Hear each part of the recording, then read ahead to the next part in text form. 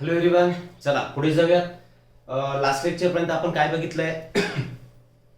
Plasma membrane, त्याचे 3 models.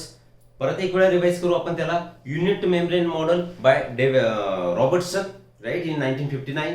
Secondly sandwich model by Davson and Danielli, right. आणि third model that is by Singer and Nicolson. That means your fluid mosaic model. त्याचे details आपण बघितले. Phospholipid बायलेअर present असतो, त्यांचं polar non polar structure कुठले आहेत, त्यांचं प्रोटेक्शन कसं होतं, त्यांच्यामध्ये कुठल्या टाईपचे कार्बोहायड्रेट, प्रोटीन, त्यांचं कॉन्सन्ट्रेशन, टाइप्स ऑफ प्रोटीन्स जसं की इंट्रिन्सिक आणि एक्सट्रिन्सिक प्रोटीन्स, राईट. ह्या सगळ्या गोष्टी बघितल्यानंतर आता या लेक्चरमध्ये पार्ट 2 ऑफ लेक्चर 3 याच्यामध्ये आपल्याला काय बघायचं आहे की या प्लाझ्मा मेम्ब्रेन मधून हा ट्रान्सपोर्ट सबस्टन्सेसचा कसा होतो. आपण जस्ट इंट्रोडक्शन घेऊ. आपण याच्यामध्ये काय काय कव्हर करणार आहोत. ट्रान्सपोर्ट थ्रू प्लाझ्मा मेम्ब्रेन, मग त्याच्यामध्ये ऍक्टिव्ह असेल, पॅसिव्ह असेल किंवा सिंपल डिफ्युजन असेल, ऑस्मोसिस असेल, राईट. फॅसिलिटेटेड डिफ्युजन त्याच्यामध्ये असेल, कुठेच चॅनल प्रोटीन्सचा वापर होणार. कॉन्सन्ट्रेशन ग्रेडियंट कोणत्या केसमध्ये कुठे कसा असला पाहिजे, ऍक्टिव्ह प्रोसेसमध्ये कसा आहे, पॅसिव्ह प्रोसेसमध्ये कसा आहे. त्याच्यानंतर सेल वॉलचे layers, primary, secondary, tertiary cell wall, ठीक. त्याचं फॉर्मेशन, त्याच्या फॉर्मेशनमध्ये कोण हेल्प करणार. नंतर प्लाझ्मोडेस्माटा, मिडल लॅमेला, ठीक. All this things we are going to cover in this. Clear आहे. और what is pinocytosis, phagocytosis, right. या सगळ्या गोष्टी 1 बाय 1 याच्यामध्ये आपण कव्हर करू. So starting with your transport through plasma membrane. या प्लाझ्मा मेम्ब्रेन मधून जो ट्रान्सपोर्ट होतो आहे, ऑलरेडी आपण काय सांगितलंय की plasma membrane is selectively permeable. ठीक आहे ना. मग सिलेक्टिव्हली परमिएबल आहे, that means what, that means त्याच्यामधून पर्टिक्युलर सबस्टन्सेसच ट्रान्सफर होणार. मग to and fro transit of only selected substances will be there across the membrane of plasma. That means your plasma membrane. मग ते सबस्टन्सेस कुठल्या कुठल्या प्रोसेसने जातात, कुठल्या प्रोसेस ऍक्टिव्ह आहे की पॅसिव्ह आहे की फॅसिलिटेटेड डिफ्युजन आहे, ते आपण इथे बघू. वेल, पहिले हे काय सांगताय, one of the most important characteristic of plasma membrane is transport of material across it. Transport of molecule. हे भरपूर सारे फंक्शन्स आहेत. जसं की आपण सांगितलं, plasma membrane is also useful in synthesis of cellulose. Plant cell बद्दल बोललो आपण, तर काय एक फंक्शन त्याचं काय असणार आहे, सेल्युलोज फॉर्मेशन सुद्धा असणार. त्या तशाच पैकी एक इम्पॉर्टंट फंक्शन म्हणजेच काय, प्लाझ्मा मेम्ब्रेन मधून सबस्टन्सेस टू अँड फ्रो करणार, म्हणजेच त्यांचा ट्रान्सपोर्ट होणार. मग आयन्स असतील, मॉलिक्युल्स असतील, वॉटर असेल, न्यूट्रल असतील, व्हॉटएव्हर जे काय असेल ते, ठीक. It is selectively permeable to some molecules present on either side of it. हा कसा आहे, एकतर सिलेक्टिव्हली परमिएबल असणार आहे, दोन्ही साईडला आत यायचं असेल तरी सिलेक्टिव्हली परमिएबल आहे, आणि बाहेर त्याला टाकण्यासाठी सुद्धा इट इज सिलेक्टिव्हली परमिएबल. वेल, मग फॉर एक्झाम्पल समजा आपण हा लिपिड बायलेअर काढला होता. इन शॉर्ट आपण इथे काढू. हे स्ट्रक्चर तुम्हाला आठवतंय. आता इन डिटेल आपण याचं स्ट्रक्चर बघितलं होतं. मी शॉर्ट मध्ये स्ट्रक्चर काढेल, फारसं लेंदी त्याला करणार नाही. इम्पॉर्टंट पॉइंट्सच त्याच्यामध्ये आपण दाखवू. Important structures I mean. आता इथे एक प्रोटीन काढतोय मी. दिस इज प्रोटीन. याला आपण टनेल प्रोटीन म्हटलं होतो. कलर बदलून घेऊ. हा जो मध्ये मी काढलाय, consider this as a tunnel protein, म्हणजे इंटेग्रल प्रोटीन, चॅनल प्रोटीन. वेल, असेच वेगवेगळ्या ठिकाणी चॅनल्स प्रेझेंट असतील तर काय होणार, जेव्हा मटेरियल हे ट्रान्सफर व्हायचं तर it will have to traverse through this lipid bilayer. या लिपिड बायलेअर मधून आरपार त्याला जायचंय. मग न्यूट्रल सोल्यूट जर असतील, न्यूट्रल ज्याच्यावरती कुठला चार्ज नाहीये, सरळ सरळ ते पास होणार. मग एनर्जीची रिक्वायरमेंट याच्यामध्ये आहे का? जर एनर्जीची रिक्वायरमेंट लागत नसेल तर that kind of transport will be termed as passive transport. ठीक. आता हे थोडंसं मोठं झालं माझ्याकडून, छोटंसं काढू आपण, समजून घ्या जस्ट. हा एक लेअर काढतोय मी, हा एक लेअर काढतो, लिपिड बायलेअर असं आपण याला म्हणू. ठीक आहे. याला नाव दिलं आपण लिपिड बायलेअर. ऑस्मोसिस ही टर्म तुम्ही शिकलेले आहात. डिफ्युजन ही टर्म सुद्धा तुम्हाला माहिती आहे. डिफ्युजन मध्ये आणि ऑस्मोसिस मध्ये there is a transfer of solute or solvent. बरोबर. कसं, along the concentration gradient. Concentration ग्रेडियंटचा मीनिंग काय जरा, suppose this is a outer side and this is a inner side of your lipid bilayer or plasma membrane. आता मी असं लिहितो इथे, वेल suppose 1 2 3 4 5 6 इतकं कॉन्सन्ट्रेशन मी एका पर्टिक्युलर सबस्टन्स इथे दाखवलंय, आणि दुसऱ्या साईडला जे कॉन्सन्ट्रेशन असेल ते आपण थोडंसं कमी दाखवू. 1 2 3. मग आता ट्रान्सपोर्ट जर व्हायचं आहे, इकडे कॉन्सन्ट्रेशन कमी दिसतंय, 3च मॉलिक्यूल आहे, आणि इकडे तुम्हाला एक अप्रॉक्सिमेटली 6 मॉलिक्यूल दिसत आहेत. मग इकडे काय झालंय, यांच्या दोघांमध्ये काय तयार झालं, तर ग्रेडियंट तयार झालाय. काय तयार झालाय, ग्रेडियंट. ग्रेडियंट कशाला म्हणतो आपण, difference in the concentration on either side of membrane. This is a membrane. या मेम्ब्रेनच्या इदर साइड म्हणजे दोन्ही साइड वरती जे कॉन्सन्ट्रेशन मधला डिफरन्स असतो, that difference is called as concentration gradient. मग हा कॉन्सन्ट्रेशन ग्रेडियंट जर प्रेझेंट आहे तर ऑब्विस आहे की हायर टू लोअर हा ट्रान्सफर होणार. Higher concentration to lower concentration. इकडे concentration is high, here concentration is low. मग हा ट्रान्सपोर्ट कसा होणार, हायर टू लोअर. आणि ही कंडिशन ऍक्टिव्ह प्रोसेस सोडून सगळ्यांमध्ये ही रिक्वायरमेंट असणार, म्हणजे there should be presence of concentration gradient.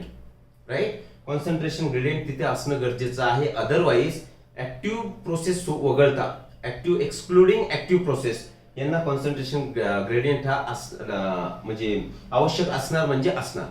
ठीक आहे. मग ते फॅसिलिटेटेड डिफ्युजन असो, नॉर्मल डिफ्युजन असो किंवा ऑस्मोसिस असो. क्लिअर दिस. काय कळलं आपल्याला, लिपिड बॅरियरला क्रॉस करायचे. मग हायर टू लोअर चाललाय तर त्या केसमध्ये आपण त्याला काय म्हणतो, along the concentration gradient. Along the concentration gradient म्हणजेच काय, when transport of material takes place from higher to lower. समजतंय, म्हणजे this is higher, this is lower. Higher to lower जेव्हा ट्रान्सपोर्ट व्हायचं आहे त्यावेळी आपण म्हणणार, त्या टर्म कुठली यूज करणार आपण, अलोंग द कॉन्सन्ट्रेशन ग्रेडियंट. आता जर लोअर टू हायर ट्रान्सफर होईल, इकडे लोअर कॉन्सन्ट्रेशन आहे आणि इकडे हायर कॉन्सन्ट्रेशन तुम्हाला दिसतंय, तर लोअर टू हायर जेव्हा ट्रान्सपोर्ट मटेरियलचं व्हायचं असेल त्यावेळी त्याला आपण म्हणला, मी इकडे लिहितोय थोडंसं, अगेन्स्ट कॉन्सन्ट्रेशन ग्रेडियंटच्या कसं चाललोय आपण, अगेन्स्ट. त्याला म्हणू आपण अगेन्स्ट द कॉन्सन्ट्रेशन ग्रेडियंट. या दोन टर्म तुम्हाला समजलेल्या असाव्या. ट्रान्सपोर्ट इन प्लांट मध्ये आपण डिटेलमध्ये हे बघितलेलं आहे, अलोंग द कॉन्सन्ट्रेशन काय आणि अगेन द कॉन्सन्ट्रेशन ग्रेडियंट म्हणजे काय. हे दोन terms clear. Along the concentration gradient means higher to lower, against the concentration gradient म्हणजे लोअर टू हायर. कोणत्या, कशाच्या, ह्या मेम्ब्रेनच्या. मेम्ब्रेन कशाने बनलेला आहे, लिपिड बायलेअरने बनलेला आहे. क्लिअर. वेल, मग पॅसिव्ह ट्रान्सपोर्ट मध्ये काय होणार, transport will take place, transport of material, short मध्ये लिहितो मी, काय लिहितोय आपण, along the concentration gradient. Along the concentration gradient म्हणजे फ्रॉम हायर टू लोअर. मग याच्यामध्ये एनर्जीची रिक्वायरमेंट तुम्हाला लागेल का, here there is a no requirement of energy for transport of this substances. का, कारण हायर कडून लोअर ट्रान्सफर हा होतोच होतो. ठीक. आता यांच्यामध्ये कुठले सबस्टन्सेस पास होतील, की न्यूट्रल सॉलिड्स असतील ते असे पॅसिव्हली पास होतील, किंवा जे वॉटर सारखे सबस्टन्सेस असतील. वॉटरचं डिफ्युजनलाच आपण ऑस्मोसिस म्हणतो, ते बघू आपण. ही पॅसिव्ह ट्रान्सपोर्ट तुम्हाला कळालाय. पॅसिव्ह ट्रान्सपोर्ट मध्ये there is a no requirement of energy, तेही लिहून टाकू आपण, no requirement of energy. Clear. परंतु काय गरजेचं असेल, concentration gradient. Clear. Neutral solutes may move across the membrane by the process of simple diffusion. Simple diffusion, diffusion व्हायचंय, again higher to lower, diffuse होत आहेत ना, म्हणजे हायर टू लोअर होणार. म्हणजे अगेन दिस कुठे गेलाय, सिंपल डिफ्युजन सुद्धा कसं होणार, अलोंग द कॉन्सन्ट्रेशन ग्रेडियंट होणार. पॅसिव्ह ट्रान्सपोर्ट सुद्धा along the concentration gradient. Simple diffusion neutral सॉलिडचं, न्यूट्रल सॉलिड म्हणजे ज्याच्यावरती कुठलेच काही चार्जेस वगैरे तुम्हाला दिसणार नाही, राईट, किंवा ते आयोनिक फॉर्म मध्ये प्रेझेंट असणार नाही, तर ते सुद्धा कोणत्या डायरेक्शन होणार, along the concentration gradient. That means higher to lower. मी वारंवार रिपीट करतो. ठीक. Well, from higher to lower concentration. Clear. Water may also move across this membrane from higher to lower concentration. And already आपण जसं mention केलंय की movement of water by diffusion is called as osmosis. आता water तर normally सॉल्व्हंटचा जेव्हा संबंध येतो तेव्हा आपण टर्म काय वापरतो, ऑस्मोसिस वापरतो. आता याच्यामध्ये कुठलं सोल्यूट आपण ऍड केलेलं नाहीये, फक्त वॉटर आहे. मग वॉटरचं डिफ्युजच होईल ना. वॉटर हा बायोमेम्ब्रेन, त्याला जिथे जागा मिळेल त्यातून तो डिफ्यूज होऊन जाणार, हायर टू लोअर. क्लिअर. म्हणून movement of water by diffusion, obviously डिफ्युजच होणार, त्यालाच आपण काय म्हटलंय, त्यालाच आपण ऑस्मोसिस म्हटलंय. क्लिअर. चलो. Well, just a minute. पुढे काय सांगितलंय आता polar molecules cannot cross through the non polar lipid bilayer. आपण हा लिपिडचा बायलेअर काढला होता, हा लिपिड बायलेअर शॉर्ट मध्ये घेतोय मी. आता याच्यापैकी पोलार कोण असतं आठवा आणि नॉन पोलार कोण असतं ते आठवा. हेड जे असेल तर हेड इज पोलार, म्हणजेच हेडला आपण काय म्हटलं होतो हायड्रोफिलिक. सेकंड लेक्चर आठवत असेल तर हायड्रोफिलिक हेड. आणि टेल कशी असते हायड्रोफोबिक. आता हायड्रोफोबिक म्हणजे त्याला पाण्याची भीती वाटते, म्हणजेच पाण्याचं आकर्षण त्याला नाहीये, त्याला पाणी नकोय. म्हणजे हायड्रोफोबिक टेल जी असणार ती कशी असणार non polar. Polar non polar या केमिस्ट्री कॉन्सेप्ट आहेत, लक्षात ठेवायच्या. मग पोलार आणि नॉन पोलार. आता आपण काय बोलतो polar molecules cannot pass through non polar lipid bilayer. हा नॉन पोलार आहे, याला ॲक्वेस एन्व्हायरमेंट तसंही चालत नाही, म्हणून तर ही अरेंजमेंट केली असते, ते आपण बोललेलो. म्हणजे जेव्हा पोलार मॉलिक्युलला याच्यामधून पास व्हायचंय तर आता मात्र याला चॅनल्स लागतील. ते स्वतःहून पास होऊ शकत नाही, कारण नॉन पोलार रिजन मधून त्यांना पास होण्याचा चान्स नाही. आणि नॉन पोलार रिजन म्हणजे हा मधला region, this is non polar region. Clear आहे. वेल, आता so they require carrier protein. आता यांच्या केसमध्ये काय लागणार, इकडे थोडंसं अंतराने मी काढतो लिपिड बायलेअर. या केसमध्ये आता इथे त्यांना प्रेझेंट लागणार कॅरियर प्रोटीन, याला म्हणू आपण कॅरियर प्रोटीन. ठीक आहे. काय बोलतोय आपण कळते. जर पोलार मॉलिक्युल असतील तर ह्या लिपिड बायलेअरला ते क्रॉस करू शकत नाही, मग त्यांना क्रॉस करून देण्यासाठी कुठला तरी एजंट लागणार, आणि that agent is nothing but carrier protein. मग हा मॉलिक्युल इथे प्रेझेंट आहे, तर याचे या चॅनलच्या मदतीने या कॅरियर प्रोटीनच्या मदतीने it will be transported to another side. Again जरी याला कॅरियर प्रोटीन लागत असला, परंतु यांच्यामध्ये सुद्धा there is a requirement of concentration gradient. आता स्वतःहून जाऊ शकत होता का. सी इथे मी काढतोय, इतके सारे काढले आणि इकडे दोनच होते, बरोबर. म्हणजे आता हे जे ट्रान्सफर होणार हे सुद्धा कसं होणार along the concentration gradient. along the concentration gradient हे ट्रान्सफर होणार. नो डाऊट हा क्रॉस करू शकत नव्हता, पण याला एक फॅसिलिटी मिळाली, एक सुविधा मिळाली. कुणाची सुविधा मिळाली, कॅरियर प्रोटीनची सुविधा मिळाली. म्हणून आपण या टाईपच्या डिफ्युजनला काय म्हणणार facilitated diffusion. Where it is. Well, okay, जाऊ द्या, ते आपण सेपरेटली एक्सप्लेन करू. तर याला काय कॅरियर प्रोटीन मिळाला, याच्यामध्ये सुद्धा कॉन्सन्ट्रेशन कसं होतं along the concentration gradient there was a flow. Clear. Next, few ions or molecules are transported across the membrane. Few ions and molecules हे कशा ट्रान्सपोर्ट होतात against their concentration gradient. बर, हा मुद्दा परत नंतर घेऊ आपण. चला पहिले मुद्द्यावरच परत जाऊ आपण. काय सांगितलं आपण, कॅरियर प्रोटीन जरी होता याचं डिफ्युजन झालंय, रिक्वायरमेंट काय होती along the concentration gradient हा ट्रान्सफर होणार. या टाईपच्या ट्रान्सपोर्टला तुम्ही कुठला ट्रान्सपोर्ट म्हणा फॅसिलिटेटेड डिफ्युजन. फॅसिलिटी मिळाली, कशाची फॅसिलिटी मिळाली, कॅरियर प्रोटीन त्याला मिळाला, कारण तो पास होऊ शकत नव्हता. परंतु हायर टू लोअरच होणार, लोअर टू हायर होणार नाही. मग या प्रोसेसमध्ये फॅसिलिटेटेड डिफ्युजन मध्ये रिक्वायरमेंट काय, परत एकदा हायर टू लोअर ट्रान्सफर होईल, म्हणजेच along the concentration gradient होणार. And no expenditure of energy, त्याच्यामध्ये एनर्जी लागणार नाही. No expenditure of energy. Clear. चलो, आता आपण सांगितलं फ्यू आयन्स और molecules are transported across the membrane against the concentration gradient. आता याला उलटा करू आपण, याला रिव्हर्स करू. हे कट करतोय. आता इथे 3 मॉलिक्युल आणि ऑलरेडी इकडे 6 मॉलिक्युल. आता कॉन्सन्ट्रेशन कुठे हायर आहे, हायर, इकडे हायर कॉन्सन्ट्रेशन. ठीक, इकडे कॉन्सन्ट्रेशन कसं आहे लोअर. हा ट्रान्सपोर्ट कसा होणार, लोअर टू हायर ट्रान्सपोर्ट होणार. याला सुद्धा प्रोटीन लागणार, कॅरियर प्रोटीन यांच्यामध्ये सुद्धा लागणार, परंतु लोअर टू हायर ट्रान्सपोर्ट होतोय. म्हणजे लोअर टू हायर होण्याच्या केसला आपण काय म्हणतोय, कुठे देऊ, लोअर टू हायर जेव्हा होणार त्याला म्हणतो आपण against concentration gradient. Against concentration gradient. आणि अगेन्स्ट कॉन्सन्ट्रेशन ग्रेडियंट करायचे, लोअर टू हायर जायचे, that means it is the energy dependent process. This is energy dependent process. कारण नॉर्मली आठवा, विहिरीमधून आपण पाणी काढतोय, ठीक आहे ना. तर विहिरीमधून पाणी काढतोय म्हणजे काय, लोअर टू हायर ती बकेट येणार. मग लोअर टू हायर घेण्यासाठी आपल्या बॉडीची एनर्जी त्याच्यामध्ये वेस्ट होणार. सिंपल गोष्ट, सपोज एक वॉटर टँक असेल तर इथे काढू आपण, दिस इज अ वॉटर टँक, ठीक आहे, हा या पोझिशनला आहे आणि दुसरा वॉटर टँक या पोझिशनला प्रेझेंट आहे असं आपण म्हणू. आता इथे पाणी प्रेझेंट असेल या वॉटर टँक मध्ये आणि इथे पाणी प्रेझेंट असेल, याला कनेक्शन देऊ आपण, याला कनेक्ट केलेलं आहे.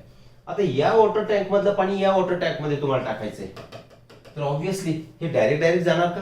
नाही जाणार आहे. मग आपल्याला काय करावं लागेल की इथे पंपचा वापर करावा लागेल, आणि पंपचा वापर करणार म्हणजेच इन शॉर्ट आपण कशाचा वापर करतोय, वी आर युटिलायझिंग एनर्जी. मग एनर्जीचा वापर करून लोअर टू हायर जाणार.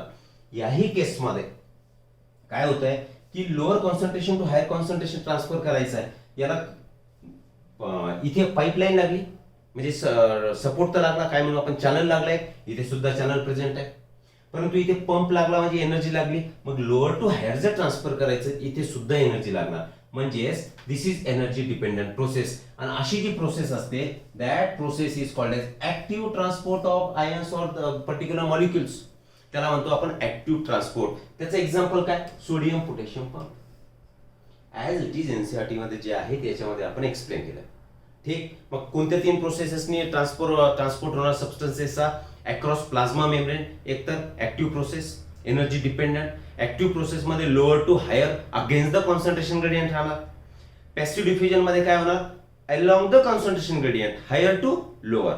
परंतु त्या पॅसिव्ह डिफ्युजन मध्ये त्यांना कॅरियर प्रोटीन लागतील का? लागणार नाही. पण जर पोलार मॉलिक्युल्स असतील तर पोलार मॉलिक्युल मात्र लिपिड बायलेअर जो हायड्रोफोबिक टेल रिजन असेल त्याला क्रॉस करू शकत नाही, म्हणून त्याला एक चॅनल लागणार, त्याला कॅरियर प्रोटीन आपण बोललो. परंतु त्यांच्यामध्ये एनर्जी लागते का? एनर्जी लागत नाही. फक्त त्यांना एक फॅसिलिटी पाहिजे, काय की आम्हाला एका साईडने दुसऱ्या साईडला जायचंय. परंतु दुसरी कंडिशन काय राहणार, हायर टू लोअर, म्हणजे अलॉंग द कॉन्सन्ट्रेशन ग्रेडियंटच ट्रान्सपोर्ट होणार जरी ते पोलार असतील तरी, फक्त एनर्जी त्यांच्यामध्ये लागणार नाही. क्लिअर? चल इथेच बघा आता, हा काय तुमचा कम्प्लीट प्लाझ्मा मेम्ब्रेन. हा प्लाझ्मा मेम्ब्रेन दिसतोय. या प्लाझ्मा मेम्ब्रेन मध्ये इथे काय दिसतंय तुम्हाला, चॅनल मेडिएटेड डिफ्युजन. म्हणजे सिंपली तुम्ही याला काय म्हणू शकता, पॅसिव्ह डिफ्युजन किंवा पॅसिव्ह ट्रान्सपोर्ट म्हणू शकता. आपण पॅसिव्ह ट्रान्सपोर्टचं काय सांगितलं की याच्यामध्ये सरळ सरळ हा जो मॉलिक्यूल इथे दिसतोय तुम्हाला, हा मॉलिक्यूल ह्या चॅनल मधून इकडे ट्रान्सफर होतोय. म्हणजे कसं राहणार, हायर टू लोअर राहणार अलॉंग द कॉन्सन्ट्रेशन ग्रेडियंट. या केसमध्ये बघा कॅरियर मेडिएटेड. आता कॅरियर मेडिएटेड मध्ये कोण राहणार, पोलार मॉलिक्युल्स. हा पोलार मॉलिक्यूल असेल तर पोलार मॉलिक्यूल हा क्रॉस करू शकत नाही. हे लिपिड बॅरियर झाले तुमचे, बरोबर ना. या लिपिड बॅरियरला क्रॉस करू शकत नाही, मग इथे कॅरियर प्रोटीन आला, हा कॅरियर प्रोटीन. मग कॅरियर प्रोटीन मधून हा हायर टू लोअर ट्रान्सफर होणार. याला म्हणतो आपण फॅसिलिटेटेड डिफ्युजन. याला काय म्हणणार आपण, फॅसिलिटेटेड डिफ्युजन. ठीक. आणि थर्ड केस मध्ये कुठे, well this is again a carrier protein. Facilitated diffusion मध्ये कॅरियर प्रोटीन लागणार आणि ऍक्टिव्ह ट्रान्सपोर्ट मध्ये सुद्धा तुम्हाला कॅरियर प्रोटीन लागणार. परंतु या केसमध्ये there is a utilization of energy. इथे एनर्जी लागणार. काय एनर्जी लागणार, बिकॉज या केसमध्ये lower to higher transport of material will take place. मग ही तुम्हाला इमेज काय दाखवते, just active transport, passive transport आणि facilitated diffusion. Okay. Endocytosis. Endo म्हणजे आत, सायटो म्हणजे सेल. सेलच्या आतमध्ये जर एखादा सबस्टन्स एंट्री करत असेल तर that process is called as endocytosis. Diagram बघू शकता तुम्ही, this is your cell, right, this is a cell. या सेलमध्ये हा जो सबस्टन्स दिसतोय इथे एंट्री करतोय, म्हणजे सेलच्या आतमध्ये एंट्री करतोय, म्हणून आपण त्याला बोललो एंडोसायटोसिस. मग सेल मधून आता या साईडने तो बाहेर पडतोय, हा सबस्टन्स बाहेर पडलाय, या सेलच्या बाहेर पडतोय म्हणजे एक्झो म्हणजे आउट ऑफ सेल. एंडो म्हणजे काय, इनटू द सेल. सेलच्या आतमध्ये जर एखादा सबस्टन्स एंट्री करत असेल तर त्या प्रोसेसला तुम्ही म्हणायचं एंडोसायटोसिस. आणि सेलच्या आतून जर बाहेर पडत असेल तर that process is called as exocytosis. मग ही जे एंडोसायटोसिस, एक्झोसायटोसिस हे कुणाचं असू शकेल, एक तर लिक्विड मटेरियल किंवा सॉलिड मटेरियल. जर लिक्विड मटेरियल ट्रान्सफर होणार असेल तर लिक्विड मटेरियल ट्रान्सफर होण्याच्या प्रोसेसला तुम्ही म्हणायचं पिनोसायटोसिस. वेल सी हियर, पिनोसायटोसिस और सेल ड्रिंकिंग. समजा हे लिक्विड आहे, या लिक्विडला आतमध्ये जायचंय, क्लिअर, लिक्विडला आतमध्ये जायचंय. This liquid wants to enter into cell, म्हणजे सेलच्या आतमध्ये चालली, म्हणजेच आपण त्याला काय म्हटलो, एंडोसायटोसिस. बरोबर. आता एंडोसायटोसिस म्हटलोय पण लिक्विड आहे, मग त्यालाच आपण सेल ड्रिंक करते त्या लिक्विडला असं म्हणू नाही शकत का आपण? म्हणून त्या प्रोसेसला आपण म्हटलो सेल ड्रिंकिंग. मी काय बोललो कळालं? लिक्विड आहे, लिक्विड आपण पितो, ड्रिंक करतो, मग सेल सुद्धा हे लिक्विड पिते असं समजा, त्याच्या आतमध्ये चाललं लिक्विड, म्हणून त्याला म्हणायचं सेल ड्रिंकिंग. त्याला दुसरं नाव काय? पिनोसायटोसिस. ओके, त्याला पिनोसायटोसिस म्हणायचं. कुठल्या स्वरूपात आज जाणार? इथे जर तुम्ही बघू शकत असाल, वेल इथे तर हे कुठल्या स्वरूपात दिसते तुम्हाला? व्हेसिकलच्या स्वरूपात दिसतंय, राईट. मग या व्हेसिकल मध्ये काय समजा, असं समजून घेऊ आपण, दिस इज अ लिक्विड. मग हे जे लिक्विड असेल ते याला तुम्ही काय म्हणणार? पिनोझोम. काय म्हणणार? पिनोझोम. झोम म्हणजे एक स्पेरिकल बॉडी, याच्यामध्ये लिक्विड आहे, ते आतमध्ये गेलं. मग सेल ड्रिंकिंग किंवा पिनोसायटोसिस ज्या स्वरूपात आतमध्ये जातात तर ते कोण झाले? तुमचे pinosome. Bag like structure, this is bag like structure, म्हणून त्याला तुम्ही काय म्हटले? Pinosome. And process is called as pinocytosis, right. दुसरी, जर हा सॉलिड असेल, सॉलिड सुद्धा अशा स्पेरिकल स्ट्रक्चर मधूनच आतमध्ये एंट्री करणार, मग त्या केसमध्ये आपण त्याला काय म्हणतो? फॅगोसायटोसिस. जुनी टर्म आहे, तुम्हाला माहिती आहे, आणि त्याला सेल इटिंग म्हणा. सॉलिड आपण खातो की नाही?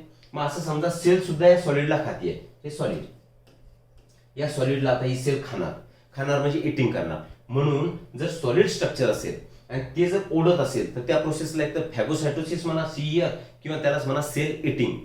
मग कोणत्या स्वरूपात चालले? स्पेरिकल स्वरूपात चालले, म्हणून त्याच स्पेरिकल स्ट्रक्चरला, व्हेसिकलला तुम्ही काय म्हणायचंय? फॅगोझोम. लिक्विडच्या केसमध्ये जो स्पेरिकल होता त्याला तुम्ही काय बोलले? पिनोझोम. या केसमध्ये तुम्ही याला म्हणा फॅगोझोम, राईट. आणि त्या प्रोसेसला म्हणतो आपण फॅगोसायटोसिस. एंगल्फमेंट ऑफ सॉलिड. एंगल्फमेंट म्हणजे गिळणे. आपण एक घास घेतो, घासात तुकडा टाकला किंवा फूड खाल्लंय तर आपण काय केलं? गिळलं त्याला, म्हणजे त्याला एंगल्फमेंट केली, म्हणून त्याला म्हणतात फॅगोसायटोसिस. क्लिअर आहे? मग एक्झोसायटोसिस हे झाले एंडोसायटोसिसचे टाईप, बरोबर ना? Pinocytosis and phagocytosis, these are the type of your endocytosis, म्हणजे बल्क ट्रान्सपोर्ट. आणि एक्झोसायटोसिस त्याला म्हणा तुम्ही emiocytosis or cell vomiting. Exo म्हणजे इथे बाहेर पडतंय बघा, बाहेर पडतंय म्हणजे आपल्या स्टमकचे कंटेंट बाहेर पडतात, त्याला आपण काय म्हणतो? वॉमिटिंग. मग सेलच्या बाहेर कंटेंट पडतात, त्याला तुम्ही काय म्हणणार? वॉमिटिंगच म्हणणार. मग याला सेल वॉमिटिंग म्हणा. किंवा मायोसायटोसिस, ई मीन्स आउट, ठीक आहे. सायटोसिस म्हणजे सेलच्या बाहेर पडण्याची प्रोसेस, मायोसायटोसिस. म्हणजेच त्याला तुम्ही सेल वॉमिटिंग म्हणा, मायोसायटोसिस म्हणा, किंवा सरळ एक्झो म्हणजे सुद्धा काय होणार? Out of cell, exocytosis. मग त्या प्रोसेसला एक्झोसायटोसिस म्हणायचंय. क्लिअर आहे? मग ejection of waste material from the cell through plasma membrane is called as exocytosis. Clear this terms? NCERT मध्ये नाही आहेत, ऍडिशनली असू द्या. Well, next cell wall. Cell wall, plasma membrane. आता सेल वॉल जर म्हटलं तर अॅनिमल सेल असेल का? अजिबात नाही. मग ही प्लांट सेल बद्दल आपण बोलतो, कारण अॅनिमल सेल आणि प्लांट सेल या दोन्ही काय झाले? युकॅरियोटिक सेल, आणि आपण स्टडी काय करतो? युकॅरियोटिक सेल. मग सेल वॉल जर प्रेझेंट असेल ते बॅक्टेरियामध्ये असते, फंगसमध्ये असणार, आणि तुमच्या प्लांट सेलमध्ये असणार. क्लिअर आहे? Well, in bacteria, some protist, fungi, algae, plants, non-living rigid structure called cell wall forms an outer covering of the plasma membrane.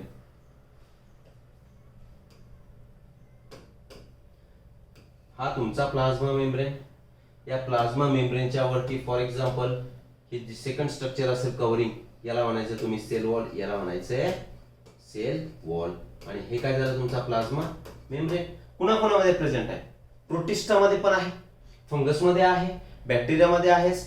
आता हे अल्गे वगैरे जे बोलतो आपण, अल्गे, प्लांट्स, हे सगळे प्लांट किंगडम, प्लांटीचेच पार्ट आहेत की नाही?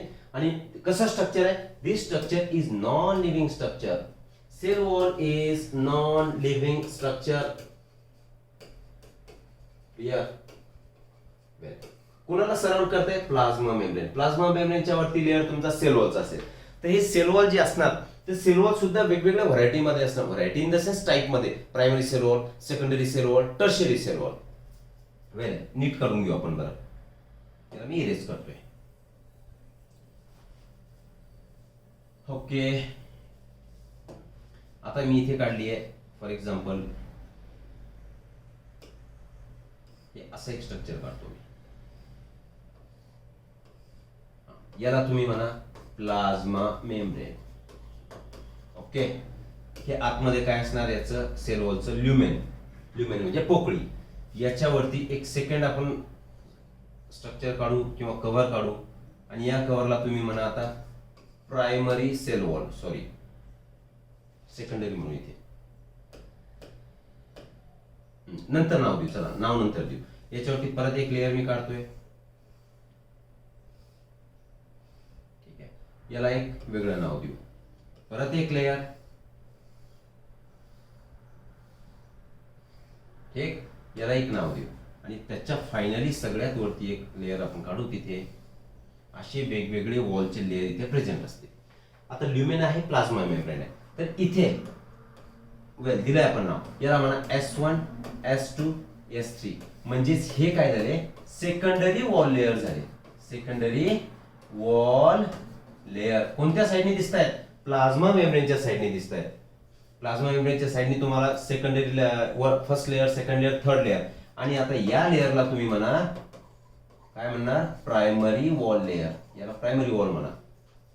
वेल, आणि प्रायमरी वॉल लेअरच्या वरती तुम्हाला जे काय स्ट्रक्चर दिसेल ते स्ट्रक्चर फायनली काय असणार तुमचं, middle lamella. Middle lamella which is made up of calcium or magnesium pectate. No doubt कॅल्शियमची क्वांटिटी जास्तच असणार, ठीक आहे ना. इन शॉर्ट समजून घ्या, स्ट्रक्चर लक्षात घ्या. हे ल्युमेन झालं सेल वॉलचं. सगळ्यात अगोदरचा मेम्ब्रेन कोणता झाला आहे सेलचा, प्लाझ्मा मेम्ब्रेन. प्लाझ्मा मेम्ब्रेनला इमिडिएट अटॅच कोण दिसत आहे तुम्हाला, सेकंडरी वॉल. आणि त्याच्यावरती आपण प्रायमरी दाखवली, कारण का primary wall it is temporary, young plant मध्ये प्रेझेंट असणार. यंग प्लांट मध्ये ती डिमिनिश होणार. आणि प्लाझ्मा मेम्ब्रेनच्या साईडला ऍक्च्युली प्रायमरी मेम्ब्रेन आत दाखवायला हवा, बरोबर ना. पण प्रायमरी मेम्ब्रेनच्या आतमध्ये आणि सेल मेम्ब्रेनच्या साईडला सेकंडरी वॉल लेअर तयार होतात, ठीक आहे, जे की मेरिस्टेमॅटिक सेल मध्ये प्रेझेंट नसतील. मेरिस्टेमॅटिक सेल म्हणजे कुठल्या सेल की which gives rise to another cell, ज्यांच्यामध्ये मेरिस्टेमॅटिक ऍक्टिव्हिटी आहे, which are able to divide, त्याला म्हणतो आपण मेरिस्टेमॅटिक सेल. मग प्रायमरी सेल कशी असते, मेरिस्टेमॅटिक. परंतु यंग प्लांट मध्ये, यंग प्लांट वाढलंय, मॅच्युअर झालं की प्रायमरी वॉल डिमिनिश, मग तो फिनिश होऊन जाणार आणि त्याच्या जागी सेकंडरी वॉल येणार. म्हणजेच ऑब्व्हियसली प्लाझ्मा मेम्ब्रेनच्या बाजूला असणारे लेअर कोणते असतील तर सेकंडरी वॉल लेअर असेल. कुणाच्या आतमध्ये, प्रायमरी वॉल लेअरच्या आतमध्ये. सो हिअर आपण बघू. आता हे सेल वॉलचं मी डायरेक्ट पुढेच गेलो होतो याला. अल्गे, आता अल्गेमध्ये सुद्धा सेल वॉल आहे. इम्पॉर्टंट काय एनसीईआरटी मधलंच आहे. Algae cell wall is made up of cellulose, galactan, mannans and calcium carbonate. Cellulose, galactan, mannans and calcium carbonate constitutes algal cell wall. Plant मध्ये, अदर प्लांट्स मध्ये cell वॉलचे component काय असतील तर cellulose, hemicellulose, pectin and proteins. Important आहे, NEET मध्ये विचारतात, विचारलेले सुद्धा आहे याच्या अगोदर. अल्गे मध्ये काय मग, cellulose, mannans, galactans and calcium carbonate. Other plant मध्ये काय, सेल्युलोज, हेमिसेल्युलोज, तुमचा पेक्टिन आणि प्रोटीन्स. अपार्ट फ्रॉम दिस त्याच्यामध्ये सुबेरिन असेल, क्युटीन असेल, हे सुद्धा कंपोनंट प्रेझेंट असतील, ते बघू आपण नंतर. तर सेल वॉलचे लेअर समजले तुम्हाला. Primary wall, see our primary वॉलचं एक्सप्लेनेशन बघा. In short, thin and elastic. आता सगळं मी इथे फक्त तुम्हाला रिप्रेझेंट करायचं म्हणून असं करून दाखवलंय, बरोबर ना. तर थिन आणि इलास्टिक लेअर असणार प्रायमरी सेल वॉलचा, कंपोज्ड ऑफ सेल्युलोज, हेमिसेल्युलोज आणि पेक्टिन. सेल्युलोज, हेमिसेल्युलोज आणि पेक्टिन यांच्यापासून प्रायमरी वॉल बनलेली असणार. तसे आपण सांगितलंच नाही ते कुठे आहे, cellulose, hemicellulose, pectin. Other plant मध्ये अल्गेचे कंपोनंट वेगळे आहेत, प्लांटचे वेगळे आहेत. म्हणजे प्रायमरी वॉल त्यांनी बनलेली आहे. Diminishes gradually as cell mature. Cell mature झाली की ते डिमिनिश होऊन जातात, संपून जातात. केपेबल ऑफ ग्रोथ, म्हणजेच मेरिस्टेमॅटिक टिश्यूज मध्ये, मेरिस्टेमॅटिक सेल मध्ये प्रायमरी वॉल तुमचा प्रेझेंट असणार. क्लिअर, पुढे जाऊ आपण. Secondary wall. आता सेकंडरी वॉलचे 3 लेअर आपण दाखवले होते, S1 S2 S3. See here, हे S1 S2 S3 इथपासून इथपर्यंत. आता हे थिक दिसतंय तुम्हाला, म्हणजे म्हणून काय म्हटलं आपण, it is rigid and thick. कशाने बनलेला आहे, सेल्युलोज, हेमिसेल्युलोज, पेक्टिन. जशी प्रायमरी वॉल बनलेली होती cellulose, hemicellulose, pectin, similarly secondary wall सुद्धा थिक आहे, 3 लेअर मध्ये प्रेझेंट आहे. आणि त्याचे कंपोनंट सुद्धा काय, पेक्टिन, हेमिसेल्युलोज आणि cellulose, same component. Absent in meristem, कारण सेल तर मॅच्युअर झाली, बरोबर ना. मग सेल वॉल तसे आपण काय बोलतो, डेड टिश्यू बोलतो याला. Cell wall is a dead. मग मेरिस्टेमॅटिक मध्ये प्रायमरी वॉल प्रेझेंट होती, सेकंडरी वॉल ही यांच्यामध्ये, सेकंडरी वॉल मध्ये मेरिस्टेम सेल्स प्रेझेंट असतील का, उलट झालं. मेरिस्टेमॅटिक सेल मध्ये सेकंडरी वॉल प्रेझेंट असतील का, तर नाही. Inner side of primary wall कुठे वाढतीये बघा ना, इथे प्रायमरी वॉल कुठे दिसते, well this is primary wall. ही प्रायमरी वॉल आणि त्याच्या आतमध्ये तुम्हाला हा जो पोर्शन दिसतोय इथे काढलेला, तो हा entire portion is of your secondary wall, म्हणजे प्रायमरी वॉलच्या आतमध्ये. अँड टुवर्ड्स प्लाझ्मा मेम्ब्रेन, इथे लिहिलंय कुठेतरी, वेल नसेल, याला तुम्ही म्हणा प्लाझ्मा मेम्ब्रेन सेलचा. मग प्लाझ्मा मेम्ब्रेनच्या साईडला आणि प्रायमरी वॉलच्या आतमध्ये सेकंडरी वॉल डेव्हलप होणार. टर्शियरी वॉल बघा, टर्शियरी वॉल बद्दल काय, it is present only in ट्रॅकिड्स of gymnosperms. एक एक्सेप्शनली तुम्हाला लक्षात ठेवायचं आहे. टर्शियरी वॉल नॉर्मली कुठल्या सगळ्याच प्लांटमध्ये प्रेझेंट असेल असं नाही. कुठे प्रेझेंट आहे मग, ट्रॅकिड्स. झायलेम एलिमेंट आठवतात, फ्लोएम एलिमेंट आठवतो मला, तर tracheid is a element of your xylem vessel, I mean xylem, water conducting tissue. तर त्या जिम्नोस्पर्मच्या वॉटर कंडक्टिंग ट्रॅकिड मध्ये ही टर्शियरी वॉल तुम्हाला सापडणार, right. And it is composed of hemicellulose and xylan. जसं गॅलॅक्टन्स, मॅनस, अल्गेमध्ये प्रेझेंट होतं, तर इकडे कोण असणार, हेमिसेल्युलोज. सेल्युलोज नसतो याच्यामध्ये, हेमिसेल्युलोज अँड झायलन. आता इथे बघू आपण ही इमेज बघा, थोडीशी मोठी करतोय मी इमेज. वेल, या इमेज मध्ये जर तुम्ही ऑब्झर्व केलं तर तुम्हाला काय दिसतं बघा, दिस इज युअर प्लाझ्मा मेम्ब्रेन. हा जो दिसतोय तुम्हाला लेअर, हा लेअर कशाचा आहे, प्लाझ्मा मेम्ब्रेनचा, ब्लू शीट मध्ये. तर हा प्लाझ्मा मेम्ब्रेन आहे, याच्यामध्ये तुम्हाला काहीतरी कंपोनंट दिसत आहे. तर ते कंपोनंट म्हणजे काय, प्रायमरी सेल वॉलचे. त्याच्यामध्ये नीट जर तुम्ही ऑब्झर्व केलं तर it is made up of cellulose microfibrils. इथे लिहितोय मी सेल्युलोज मायक्रोफायब्रिल्स अँड मॅक्रोफायब्रिल्स. लहान आणि मोठे असे फायब्रिल्स असतील यांच्यामध्ये प्रेझेंट. नंतर अजून काय प्रेझेंट असणार, हेमिसेल्युलोज प्रेझेंट असणार. ऑब्वियस आहे, some proteins will be present. नंतर पेक्टिन सुद्धा प्रेझेंट असतील. सेल्युलोज तर आपण बोललो. ठीक आहे, म्हणजे हा जो मधला पोर्शन दिसतोय तर हे प्रायमरी वॉलचे कंपोजिशन झाले. जणू यांनी या दोन लेयर्सच्या मध्ये हे मिडल लॅमेला, हा आउटर मोस्ट जो दिसतोय ना, दिस इज मिडल लॅमेला, दिस वन, हा तुम्हाला मिडल लॅमेला दिसतोय. क्लिअर. तर मिडल लॅमेला आणि तुमचा प्लाझ्मा मेम्ब्रेन यांच्यामध्ये एक मॅट्रिक्स तयार झाला. कुणाचा मॅट्रिक्स आहे, प्रायमरी सेल वॉलचा. त्या मॅट्रिक्स मध्ये काय प्रेझेंट आहे, तर हेमिसेल्युलोज प्रेझेंट आहे, सेल्युलोज मायक्रो आणि मॅक्रो फायब्रिल्स, सोल्युबल प्रोटीन प्रेझेंट आहेत आणि पेक्टिन सुद्धा त्याच्यामध्ये प्रेझेंट आहे. ठीक. तर एक जनरल लक्षात ठेवायचं. आणि वरती लेअर दिसतो तुम्हाला मिडल लॅमेला. आता प्लाझ्मोडेस्माटा जे आपण जेव्हा बघणार, ठीक आहे ना, तर त्याला प्लाझ्मोडेस्माटा इज अ कनेक्शन. सी कुठे काढू, समजा ही एक सेल आणि दुसरी सेल, या दोन सेल्स, तर यांना जे कनेक्ट करणारा पार्ट आहे तर त्या पार्टला तुम्ही काय म्हणायचे, प्लाझ्मोडेस्माटा. ठीक. हा प्लाझ्मोडेस्माटा म्हणजे हा सेल मेम्ब्रेन, हा काय झालाय, सेल मेम्ब्रेन. आणि हा सुद्धा काय झालाय, दिस इज ऑल्सो सेल मेम्ब्रेन. दोन सेलचे सेल मेम्ब्रेन एकमेकाला कनेक्ट होतात आणि कनेक्ट करणारा पार्ट म्हणजे प्लाझ्मोडेस्माटा. क्लिअर आहे. जेव्हा प्लाझ्मोडेस्माटाला एकमेकांमध्ये दोन सेलला कनेक्ट करायचंय तर याच्यावरचं स्ट्रक्चर काय होतं, याच्यावरती जे स्ट्रक्चर होतं तर आपल्याला माहिती आहे, this is the structure of cell wall. बरोबर. इकडे काढू आपण, हे सेल वॉल होता. ठीक आहे. आणि सेल वॉलच्या वरती अजून एक स्ट्रक्चर होतं. कुठला कलर होता, व्हाईट. चला, याच्याही वरती एक स्ट्रक्चर होता. कुठलं, यस, दॅट इज मिडल लॅमेला. हे असं स्ट्रक्चर प्रेझेंट असेल. ठीक. आता यालाही नाव देऊन टाका, दिस इज मिडल लॅमेला. वेल, जो ग्रीन कलर ना तुम्हाला दिसतोय, दिस वन, त्याला म्हटले तुम्ही सेल वॉल. कारण प्लाझ्मा मेम्ब्रेन, त्याच्यावरती सेल वॉल आणि त्याच्यावरती काय असणार तुमचं, मिडल लॅमेला. तर मिडल लॅमेला कशाने बनले ते बघू आपण. ठीक आहे. तर जेव्हा हे सायटोप्लाझमचे कनेक्शन करायचे तर याला हे दोन्ही वॉलला क्रॉस करावं लागेल की नाही. कुणाला क्रॉस करावं लागेल, सेल वॉललाही क्रॉस करेल आणि मिडल लॅमेलाही क्रॉस करेल. म्हणजे असं स्ट्रक्चर की विच ट्रॅव्हर्सेस म्हणजे क्रॉस करणार कुणाला, सेल वॉल आणि मिडल लॅमेला. तर that structure is called as plasmodesmata. ठीक. ओके, हे स्ट्रक्चर बघून घ्या. पुढे जाऊ.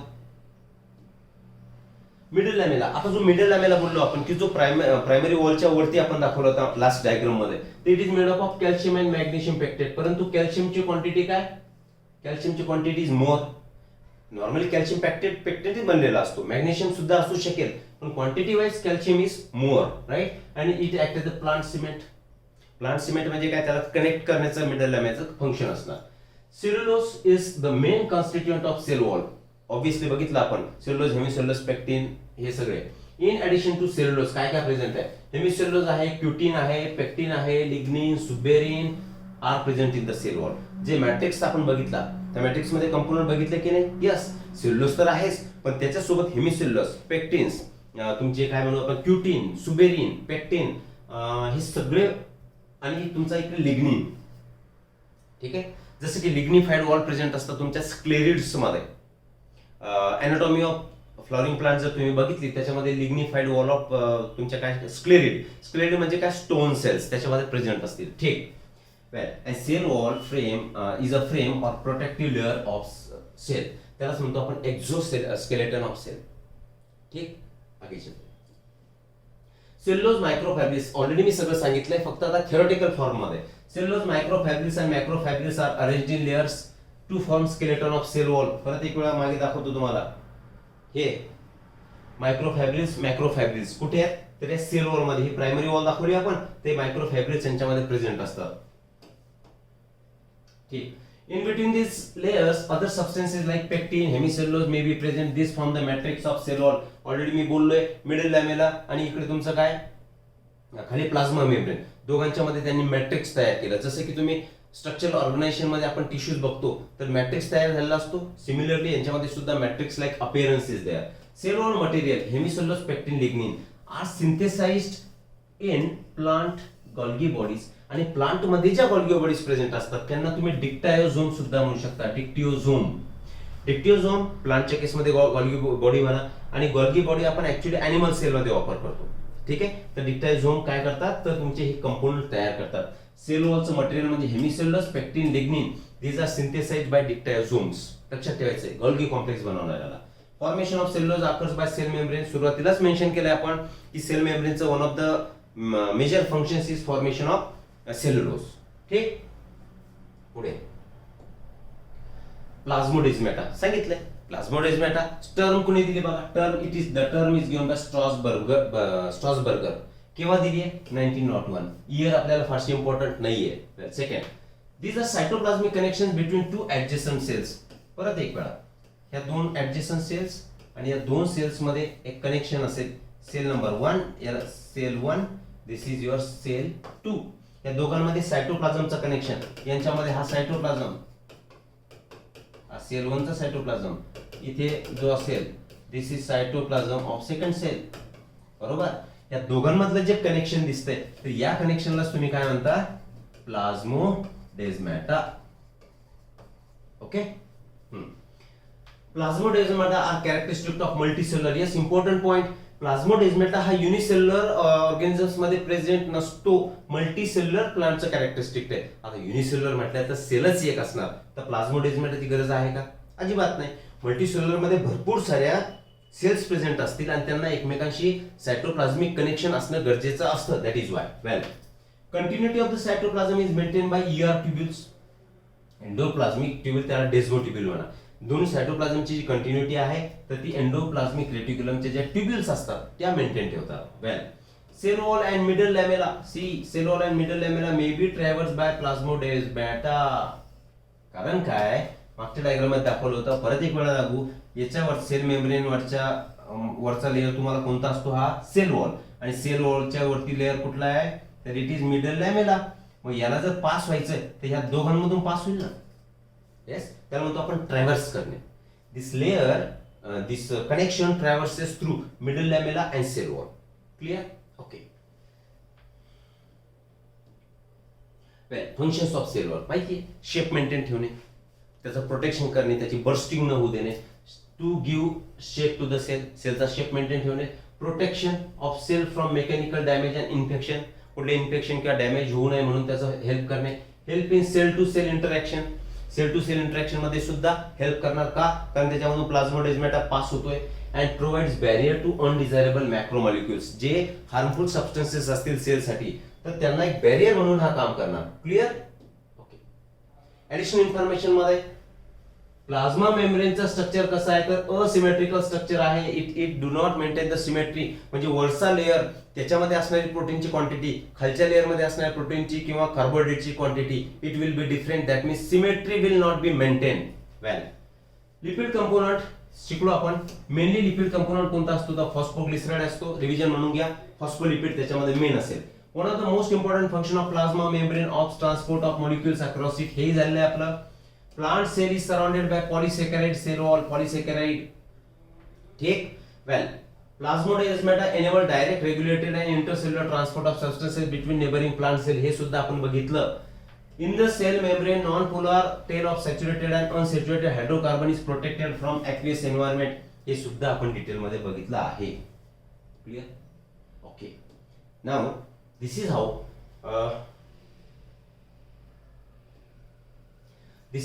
We have completed plant cell wall, त्याचे वेगवेगळे लेयर्स, प्लाझ्मोडेस्माटा, मिडल लॅमेला आणि फंक्शन्स ऑफ प्लाझ्मा मेम्ब्रेन.